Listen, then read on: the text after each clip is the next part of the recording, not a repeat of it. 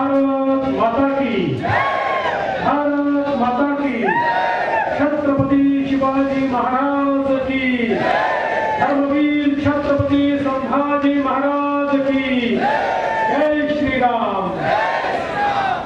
हिंदवी स्वराज्याचे सरसंस्थापक छत्रपती शिवरायांना मानाचा मुजरा करतो। भारतीय राज्यघटनेचे शिल्पकार भारतरत्न डॉक्टर बाबासाहेब आंबेडकर यांना मानवंदना अर्पित करतो। खऱ्या अर्थानं महाराष्ट्राची कुलस्वामिनी आई तुळजाभवानी आणि बार्शीचे भगवंत यांच्या चरणी नतमस्तक होतो। आजच्या या आपल्या सभेमध्ये मंचावर उपस्थित असलेले ज्यांनी उस्मानाबाद धाराशिव मतदारसंघाचं पालकत्व स्वीकारलेलं आहे आणि पूर्ण ताकदीने मैदानात उतरले आहेत असे पालकमंत्री आणि आमचे सहकारी तानाजीराव सावंतजी, मंचावर उपस्थित आपल्या सर्वांचे लाडके आणि ज्यांचा उल्लेख कार्यसम्राट आमदार म्हणून केले असे राजाभाऊ राऊत, अजितजी बोटकरे, राणा जगजितसिंह पाटील, आपल्या लोकप्रिय उमेदवार आणि ज्यांचं अतिशय सुंदर भाषण आपण सगळ्यांनी ऐकलं त्या अर्चनाताई पाटील, आसिफभाई तांबोळी, सुनील भाऊ चव्हाण, रमेश अण्णा पाटील, संतोषजी निंबाळकर, राजेंद्रजी मिरगडे, नानाजी राऊत, अरुण भाऊ कापसे, निरंजन भूमकार, महावीर कदम, मल्हार पाटील, धनंजय जाधव, रणवीर राऊत, मदन दराडे, राजश्री ठाकरे, पद्माताई काळे, विक्रम सावळे, नवनाथ तांदळे, शंकर वाघमारे, प्रशांत कथले, त्याचप्रमाणे विष्णुरूपाताई शेळके, या ठिकाणी उपस्थित असलेले अमर ऋषी कोळेकर, मंचावरील सर्व मान्यवर आणि या ठिकाणी उपस्थित असलेल्या माझ्या माता भगिनी आणि बंधूंनो, खरं म्हणजे राजाभाऊ राऊतांनी या ठिकाणी काय काय झालं ते सांगितलं, कशा प्रकारे पाणी येत आहे हे सांगितलं आणि हे सांगत असताना त्याचं सगळं श्रेय त्यांनी मला दिलं। पण मी तुम्हाला अगदी स्पष्टपणे सांगतो, या बार्शीचा भगीरथ कोणी असेल तर तो राजेंद्र राऊत आहे। 700 कोटीची बार्शी उपसा सिंचन योजना आली ती केवळ राजेंद्र राऊतांमुळे आली। पाणी पुरवठा योजना आली ती राजेंद्र राऊतांमुळे आली। मला आठवत आहे राजाभाऊ हुशार आहे, भगवंताचं दर्शन दिलं आणि एक यादी माझ्या हातामध्ये दिली आणि सांगितलं ही कामं झाली पाहिजे। आणि तुम्हाला सगळ्यांना माहिती आहे राजाभाऊंवर माझं विशेष प्रेम आणि त्याचं कारण जो व्यक्ती 24 तास जनतेमध्ये राहतो, जो व्यक्ती 24 तास जनतेचा विचार करतो, जो व्यक्ती 24 तास जनतेसाठी संघर्ष करतो, तोच व्यक्ती आम्हाला प्रिय असतो आणि तसे आमचे राजाभाऊ राऊत आहेत। आणि म्हणून या ठिकाणी बार्शी उपसा सिंचन योजना असेल, बार्शी पाणी पुरवठा योजना 296 कोटीची, वैराग पाणी पुरवठा योजना 50 कोटीची, भुयारी गटार योजना 115 कोटीची, मैदानाकरता त्या ठिकाणी क्रीडा संकुलाचे 43 कोटी रुपये, यादी खूप मोठी आहे। बार्शी सोलापूर रस्ता आहे, बार्शी तुळजापूर रस्ता आहे, परांडा धाराशिव रस्ता आहे, एफसी टेंभुर्णी राष्ट्रीय महामार्ग आहे, जल जीवन मिशन मधनं जवळपास 100 गावांसाठी 125 कोटी रुपये आहेत। या सगळ्या गोष्टी या ठिकाणी आल्या त्या राजाभाऊच्या पाठपुराव्यामुळे आल्या आणि राजाभाऊ काळजी करू नका, ते एवढं हुशार आहे। आज एक नवीन यादी त्यांनी माझ्या हातामध्ये दिली आहे एवढी मोठी, पण जसं मी सांगितलं की तुमचा बेरर चेक मी आहे।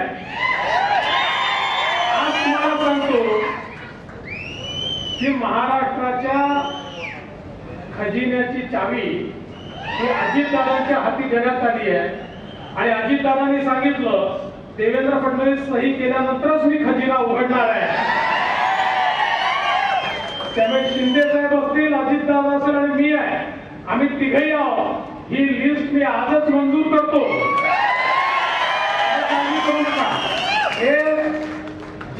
कामं तुम्ही सुचवलेले आहेत ते सगळे कामं या ठिकाणी मंजूर करण्यात येतील आणि मला विश्वास आहे बार्शीकरांनी जसं राजा भाऊवर प्रेम केलं तसाच आशीर्वाद बार्शीकर अर्चनाताईंना देखील देतील.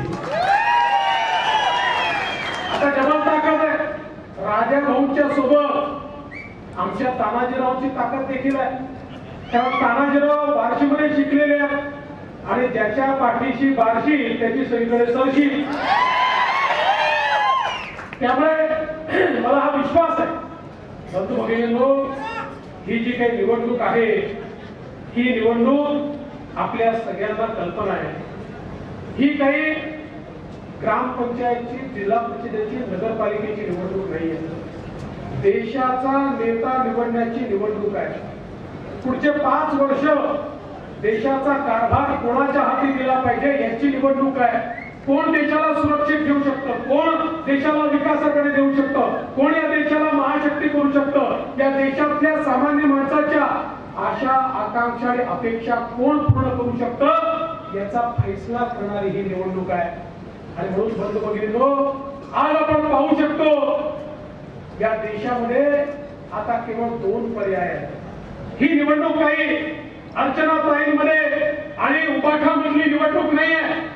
या देशात केवळ 2 पर्याय आहेत. एक पर्याय आपले विश्व प्रसिद्ध असलेले विश्वगौरव विकास पुरुष नरेंद्र मोदीजी आहेत आणि मोदीजींच्या समवेत एकनाथरावजी शिंदेच्या नेतृत्वातली शिवसेना, अजितदादांच्या नेतृत्वातली राष्ट्रवादी, त्या ठिकाणी मनसे, त्या ठिकाणी रिपाई, त्या ठिकाणी पिरिपा, त्या ठिकाणी रासपा, त्या ठिकाणी रयत क्रांती, त्या ठिकाणी जनसुराज्य असे एक व्यापक मोठी युती मोदीजींच्या नेतृत्वात या ठिकाणी काम करते आहे. आणि दुसरीकडे कोण आहे? दुसरीकडे राहुल गांधी. आणि राहुल गांधींच्या नेतृत्वामध्ये 26 पक्षांची खिचडी एकत्रित झाली आहे. आपली महायुती कशी आहे माहिती आहे? आपली महायुती ही विकासाची गाडी आहे. विकासाची गाडी.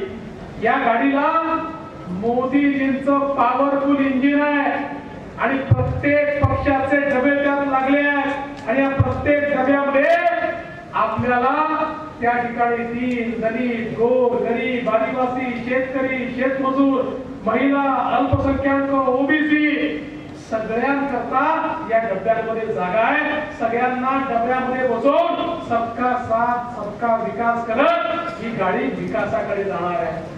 पण तिकडे राहुल गांधींच्या गाडीची अवस्था काय आहे? तिथे डब्बेच नाहीये, फक्त इंजिनच आहे.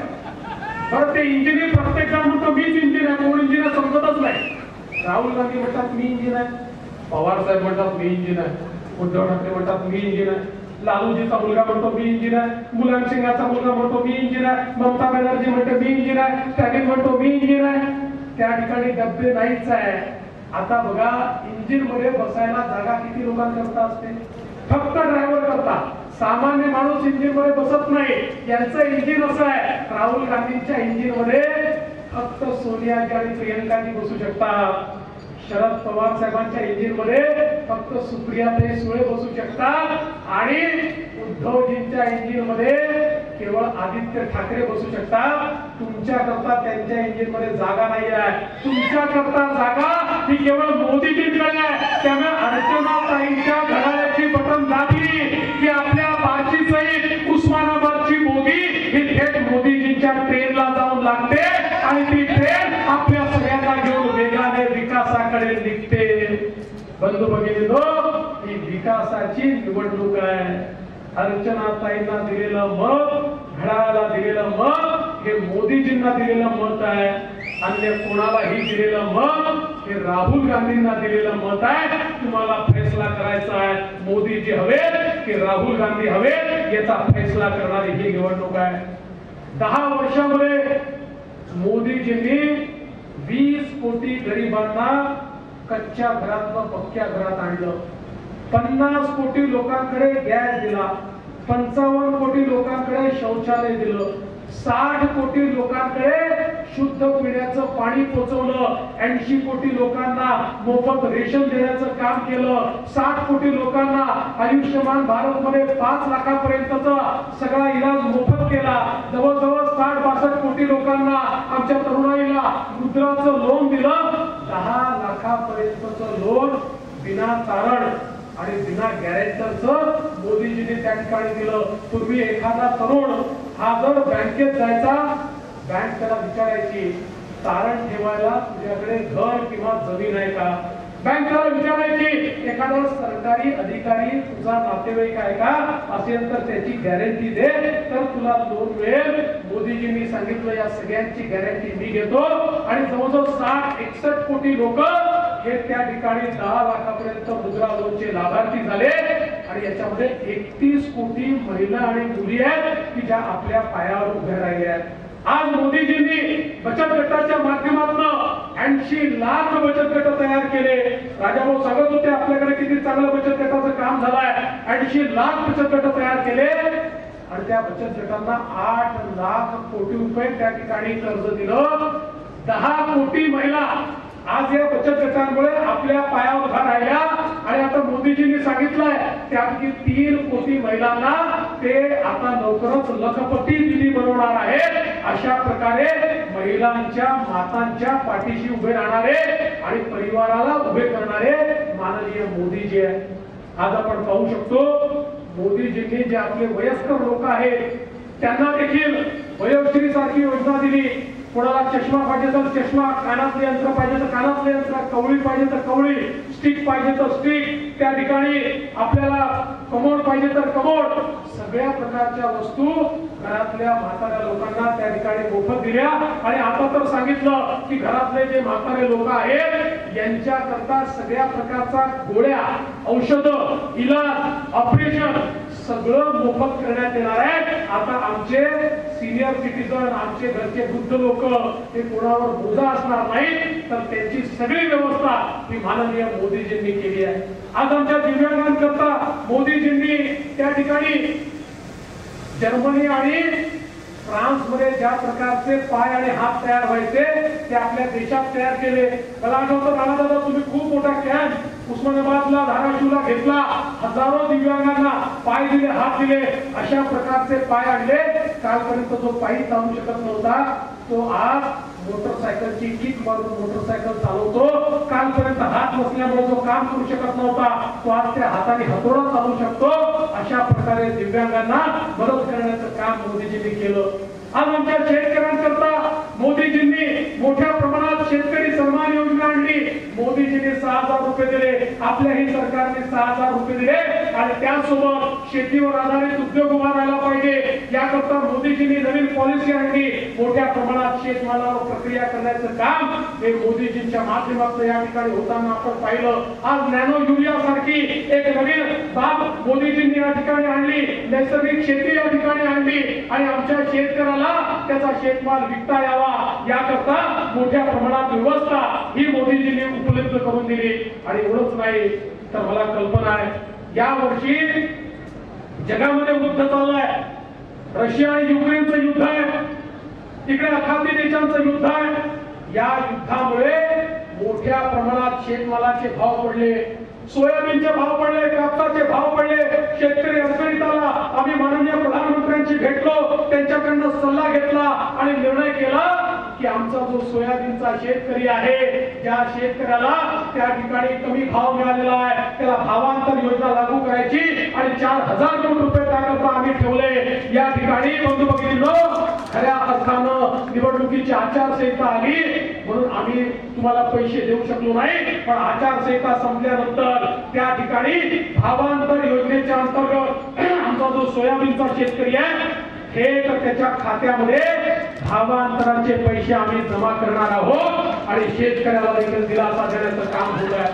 आपल्याला कल्पना आहे यावेळी कांद्याचं शॉर्टेज तयार झालं. देशामध्ये शॉर्टेज तयार होऊ नये म्हणून काही प्रमाणात त्या ठिकाणी कांद्यावर निर्यात बंदी लागली. कालच ती निर्यात बंदी उचललेली आहे.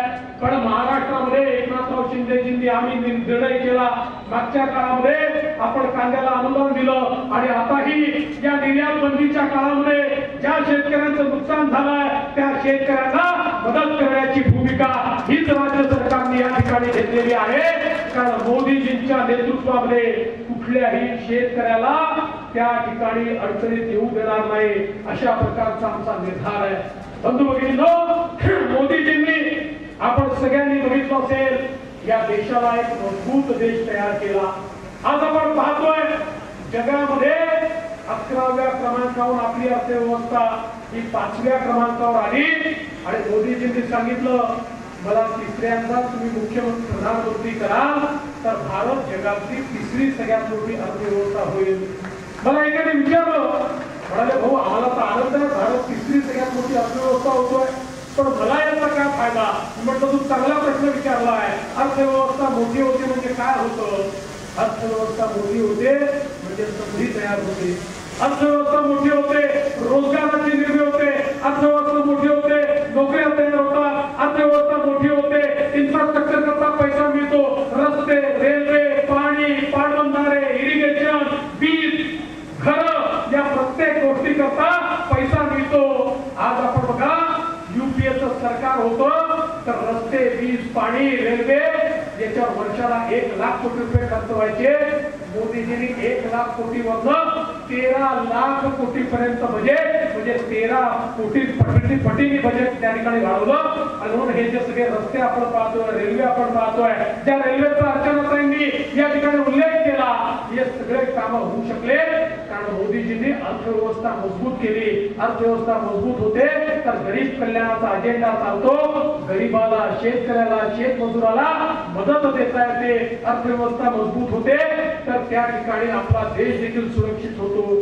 आपण सगळे बघा अर्चनाताईंनी उल्लेख केला, खरंय कोविडचा काळ आठवा, ज्या काळामध्ये आपल्या नातेवाईकाकडे जाण्याची चोरी होती, मौत भेटीला लोक जात नव्हते, एकमेकाला ओळख दाखवत नव्हते, प्रत्येकाच्या नजरेसमोर होतं माझा परिवार वाचेल का. आजूबाजूचे लोक किड्या मुंग्यासारखे पटापटा म्हणत होते आणि जगाच्या पाठीवर लोक म्हणायचे भारतामध्ये किमान 40-50 कोटी लोक तरी मरतील. कारण यापूर्वी जगाच्या इतिहासात अशा प्रकारची महामारी जेव्हा जेव्हा आली भारताला त्या महामारीवरचं इंजेक्शन हे किमान 30 वर्षांनी 40 वर्षांनी जगाने उपलब्ध करून दिलं. आणि आपल्याला लक्षात असेल 100 वर्षापासून प्लेग सारख्या बिमाऱ्या आल्या, कोट्यावधी लोक मेले, पण आपल्याला कधी त्याचा इलाज मिळाला नाही. लोकांना वाटत होतं आता ही अशीच अवस्था होईल.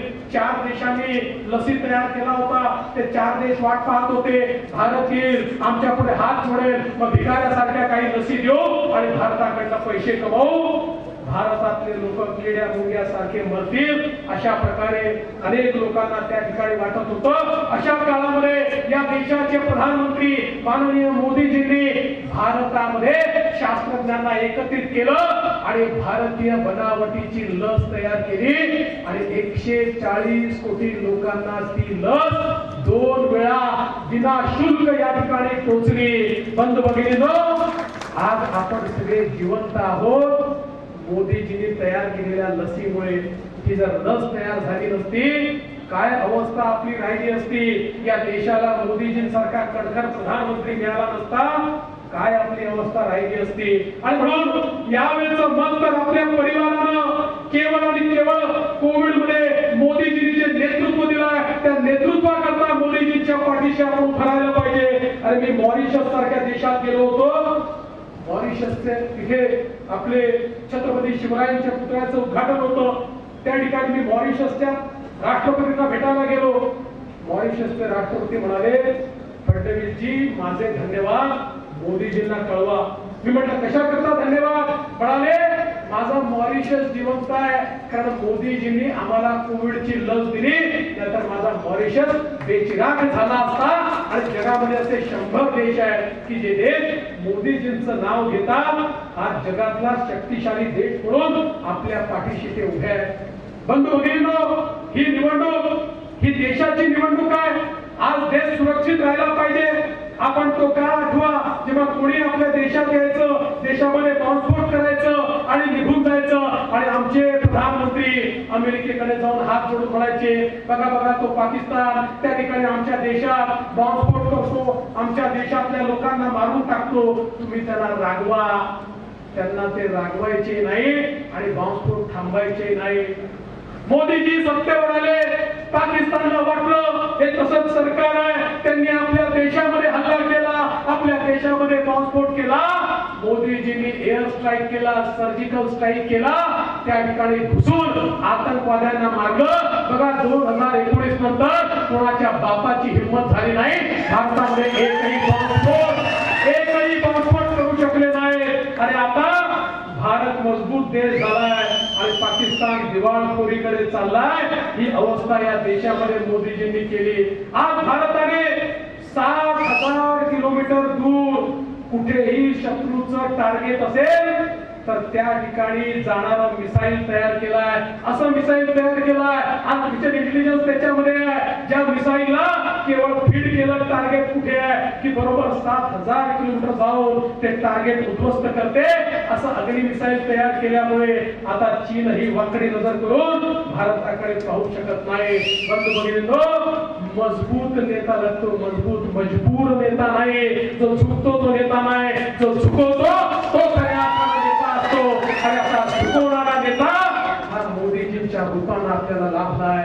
आणि म्हणून मी तुम्हाला विनंती करण्याकरता आलोय, देशाची निवडणूक आहे, देश राहिला तर आपण सगळे राहणार आहोत. आणि ज्या क्षणी 7 तारखेला अर्चनाताईंच्या घड्याळाचे बटन तुम्ही दाबाल, वोट अर्चनाताईंना मिळेल, पण त्याच वेळी तुमचं वोट हे मोदीजींना देखील मिळेल. मोदीजींना पुन्हा प्रधानमंत्री करण्याची संधी ही तुमच्याकडे आहे, ही तुमच्या हातात आहे. देश मजबूत करण्याची संधी ही तुमच्याकडे आहे. आणि मला विश्वास आहे बार्शीतले लोक भगवंतांना मानणारे लोक आहे, भगवंताचा आशीर्वाद प्राप्त केलेले लोक आहे. त्यामुळे बार्शी ही निश्चितपणे आपल्या पाठीशी उभी राहील आणि अर्चनाताईंना तुम्ही निवडून द्याल हा विश्वास व्यक्त करतो. आणि पुन्हा एकदा सांगतो, राजा भाऊंनी दिलेली यादी पूर्ण करण्याची जबाबदारी माझी आणि सावंतरांची आहे. ती यादी आम्ही पूर्ण करून दाखवू एवढाच विश्वास व्यक्त करून माझे 2 शब्द संपवतो. धन्यवाद. जय हिंद, जय भारत.